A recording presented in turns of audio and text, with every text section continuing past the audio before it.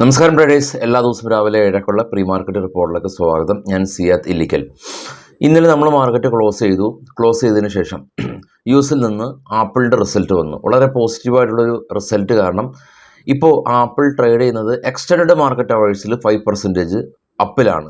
കൂടാതെ തന്നെ ഇന്നലെ യു.എസ് മാർക്കറ്റിലെ ഡോയും നാസ്ഡാക്കും നല്ല ശക്തമായ രീതിയിൽ തന്നെ റാലി രേഖപ്പെടുത്തി. എന്നാൽ യൂറോപ്യൻ മാർക്കറ്റ് പോസിറ്റീവായ രീതിയിൽ മൂവ് ചെയ്തിരുന്നില്ല. യു.എസ് മാർക്കറ്റാണ് പോസിറ്റീവായ രീതിയിൽ റാലി രേഖപ്പെടുത്തിയിട്ടുള്ളത്. അതുകൊണ്ട് തന്നെ യു.എസ് മാർക്കറ്റിൽ ലിസ്റ്റ് ചെയ്ത ഇന്ത്യൻ കമ്പനികളും പോസിറ്റീവായ രീതിയിൽ തന്നെ മുന്നോട്ട് പോയി. നിഫ്റ്റിയും പോസിറ്റീവായ രീതിയിൽ മുന്നോട്ട് പോയി. ഇന്നലത്തെ ക്ലോസിങ്ങിൽ നിന്ന് 100 പോയിൻ്റ് മുകളിലാണ് നമുക്ക് ഇപ്പോൾ നിഫ്റ്റി ഉള്ളത്. നമുക്കൊരു ഗ്യാപ്പ് അപ്പ് തന്നെ നമുക്കൊന്ന് എക്സ്പെക്റ്റ് ചെയ്യാം. ഏഷ്യൻ മാർക്കറ്റിൽ അത്ര പോസിറ്റിവിറ്റി ഇല്ല. ഒരു ഫ്ലാറ്റായ രീതിയിലാണ് വ്യാപാരം തുടർന്ന് കൊണ്ടിരിക്കുന്നത്. ഇനി നമ്മുടെ മാർക്കറ്റിലേക്ക് വരുമ്പോൾ പ്രധാനമായിട്ടും result Titan, Britannia, Tata technology, Aarti industries, Adani green, Godrej properties, Inox green, Inox wind, JSW infra, MRF, Raymond തുടങ്ങിയ കമ്പനീസിൻ്റെ റിസൾട്ട് ഇന്നും. നാളെ Kotak Mahendra bank, M&M finance തുടങ്ങിയ കമ്പനികളുടെ റിസൾട്ട് നാളെയുണ്ട്. FIസിൻ്റെ ഭാഗത്തു നിന്ന് 964 കോടി രൂപയുടെ സെല്ലാണ് ഇന്നലെ നടത്തിയിട്ടുള്ളത്. DIs 1352 കോടി രൂപക്ക് ബൈ നടത്തി മാർക്കറ്റിനെ സപ്പോർട്ട് ചെയ്തിട്ടുണ്ട്. മാർക്കറ്റ് ന്യൂസിലേക്ക് വരികയാണെങ്കിൽ ബജാജ് ഫിനാൻസിനെ സംബന്ധിച്ചുള്ളൊരു പോസിറ്റീവ് ന്യൂസാണ്. RBI അവരുടെ അവരുടെ ക്രെഡിറ്റ് കാർഡ്, അവരുടെ ഇ-കൊമേഴ്സ് എല്ലാത്തിലും ഒരു റെസ്ട്രിക്ഷൻ ഉണ്ടായിരുന്നു.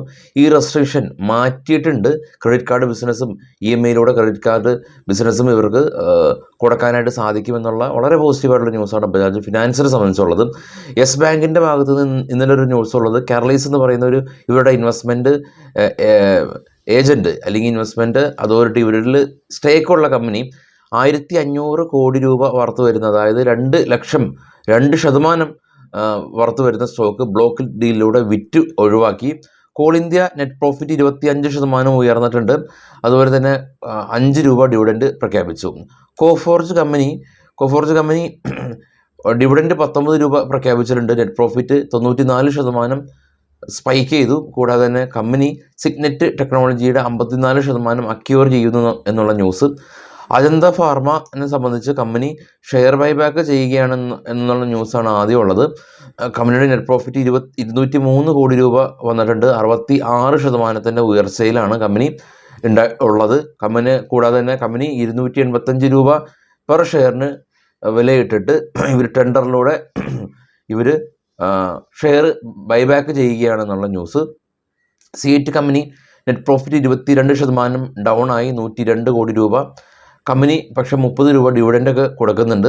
Voltas transformers company net profit 22% അപ്പായി 93 കോടി രൂപ കരസ്ഥമാക്കി. MOL കമ്പനി ഇവരുടെ മാഗ്നീസിൻ്റെ പ്രൊഡക്ഷൻ 22% വർദ്ധിച്ചു. ഇവരുടെ മാഗ്നീസിൻ്റെ സെയിൽ 17% വർദ്ധിച്ചു. മാക്സ് എസ്റ്റേറ്റ് കമ്പനി ഇവർ ഡൽഹിയിൽ 900 കോടി രൂപയുടെ ഒരു ലക്ഷറി റെസിഡൻഷ്യൽ പ്രൊജക്റ്റ് ആരംഭിക്കുന്നു. അഗ്രോ ക്യാപിറ്റൽ കമ്പനി 14 നിന്ന് 32 കോടി രൂപയിലേക്ക് ആദായം ഉയർത്തി. JB മോട്ടോ 28 നിന്ന് 55 കോടി രൂപയിലേക്ക് ആദായം ഉയർത്തി. ലോയിഡ് എഞ്ചിനീയറിംഗ് കമ്പനി 6 നിന്ന് 21 കോടി രൂപയിലേക്ക് ആദായം ഉയർത്തി. IEX Indian energy exchange company 14% ഇവരുടെ വോളിയത്തിൽ ഒരു ഗ്രോത്ത് കണ്ടു. Mazagon dock ship builders company യൂറോപ്പിൽ നിന്ന് $42 മില്യൺ വർത്ത് വരുന്ന ഒരു ഓർഡർ കിട്ടി. ആപ്പിൾ കമ്പനിക്ക് യു.എസിൽ നിന്ന് ഫർദറായിട്ട് വീണ്ടും പേറ്റൻറ്റ് ലഭിച്ചു എന്നുള്ളതാണ് ന്യൂസ്. ഗ്ലോബൽ മാർക്കറ്റിൽ ഏറ്റവും ടോപ്പിൽ ബിറ്റ്കോയിൻ 1500 പോയിൻ്റ് റായിലാണ്. ഗോൾഡ് 2300-ലെത്തി. ഡോളർ 2400-ൽ നിന്ന് $100 ഗോൾഡ് സമീപ ദിവസങ്ങളിൽ ഇടിഞ്ഞിട്ടുള്ളത്. Brent oil $84 per barrel. Australia പോസിറ്റീവാണ്. ചൈന ഫ്ലാറ്റാണ്. Korea flat. Japan flat. Dow future ഇപ്പോൾ ട്രേഡ് ചെയ്യുന്ന ഡോ ഫ്യൂച്ചർ തന്നെ 200 പോയിൻ്റ് അപ്പിലാണ്. ഇന്ത്യ വിക്സ് എല്ലാം തന്നെ ഇന്നലെ നമ്മൾ കണ്ടു 13.4. യൂറോപ്യൻ മാർക്കറ്റ് കാണാം റെഡിലാണ് അടിച്ചിട്ടുള്ളത്. ഡോയും നാസ്ഡാക്കും ഗ്രീനിൽ അടച്ചു.